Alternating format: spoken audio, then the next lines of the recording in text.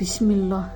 Hansı bürcün bəxti nə vaxt açılır? Bu sualın cavabı dövrə görə dəyişir, amma yaxın zaman üçün ümumi astroloji axım belə deyir. Qoç, fevralın ortasından yeni başlanğıclar risk etsən udacaqsan, bəxt qapını döyür.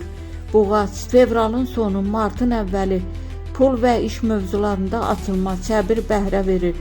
Əkidlər, mart ayı boyunca xəbərlər, təkliflər, sürpriz görüşlər, şans hərəkətdədir. Xərçəng, martın ikinci yarısı, emosional rahatlama və ailə və evlə bağlı xeyirli dəyişikliklər. Şir, indi başlayıb marta dək, uğur səni görür, liderlik və pul şansı artır. Qız, martın əvvəli, çətinliklər arxada qalır, işlər yoluna düşür.